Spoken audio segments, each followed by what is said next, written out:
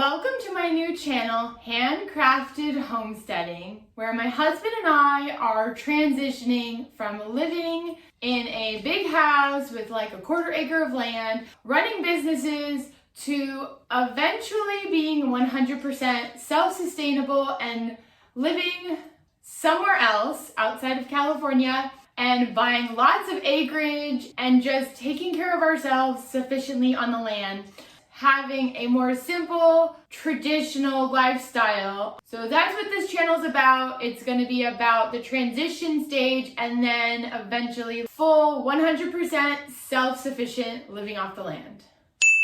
That's the goal. So this video is going to be about things that I already do or did that are considered homesteading that I had no idea were homesteading.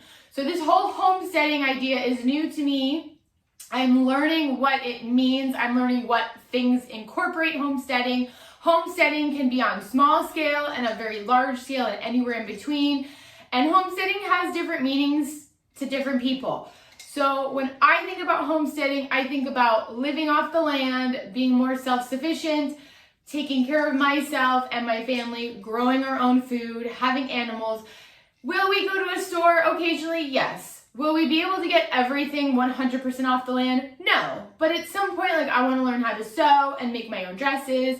I want to progress and learn new things that bring more traditional lifestyle to us. So let's start right here with my drink. My husband and I have started to brew our own alcohol. This right here is just considered a moonshine, but we are actually brewing hard ciders. So I would love to eventually learn how to make rum and vodka, but that's a little bit more advanced. But right now, making hard ciders or spice ciders is where we're at, and we have made some really good drinks so far. So making our own alcohol is considered homesteading.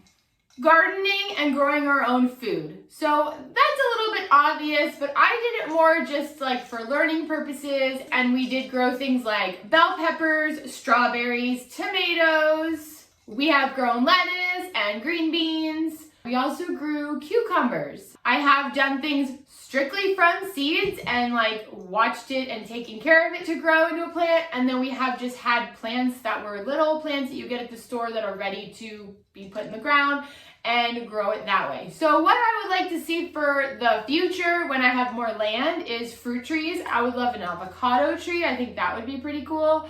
I would just love to have an herb garden. I would love to just have the space to grow whatever I wanted to grow. The other thing that is very popular for homesteading is having animals. And we had chickens in the past. I think they're just a fun animal, like a pet just to have. And then you get eggs from them as a bonus. And then some of you will do meat birds, so you'll be able to eat them chickens. Now again, what I see in the future, I would love to have pigs.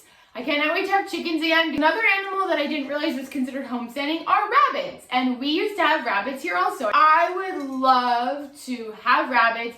Rabbits' poop is so good for the garden. Rabbits are actually the perfect starter animal for homesteading because number one, they're very quiet.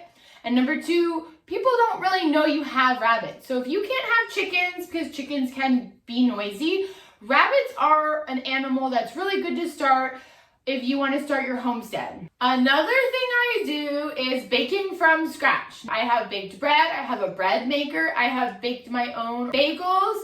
Obviously, a lot of us have made cakes or cookies from scratch, so that's a beginning homesteading tool. You want to be able to cook and bake and make things from scratch and not depend on going to the grocery store. And the other thing that I made from scratch is applesauce. Making applesauce is actually really easy and fun to do at home. Making candles. I used to make my own candles. I would buy the wax in flake pieces. I would buy essential oils. I would buy the wicks, and I'd have jars, and I would make my own candles. Next would be canning, and my husband and I have just recently got into canning, and we canned our own peaches, we canned our own applesauce. Canning is another great way to get started with homesteading. You make a lot of applesauce in bulk, and you have some that you're gonna eat, and you can the rest so you can save it for other times and preserve it. Drying fruit. I have just got into drying out fruit, and I made a whole video on drying apples. We have done kiwis, we have done pineapples, we have done apples. We put in some chicken to make some dried chicken jerky. You can flavor the fruits however you want, and it's just another great way to enjoy fruit in just a different way, and it lasts longer if you dehydrate it and put it in containers versus if you just have fresh fruit sitting out or in your refrigerator. Making my own orange juice with oranges. I have done that in the past with a juicer, and I had so many oranges and I'm like, what do I do with all these oranges? Make orange juice. And then what do you do with the peels? You put them in a pot with some water, some cinnamon, you can add a little clove, and you put it on a simmer and it makes your house smell like Christmas. And I think the last thing is drying seeds, and I just got into that. So I have some apple seeds drying, I have some pumpkin seeds drying, and I have an avocado seed that I have put away that I'm trying to get that to sprout. So that is another great way to start homesteading, is drying out your seeds. Those are things that I do without even realizing they were homesteading when I started doing them. So those are some easy ideas for you to start if you want to get started homesteading and don't even know where to start. Thanks for watching my video, and I'll see you next time. Bye everyone.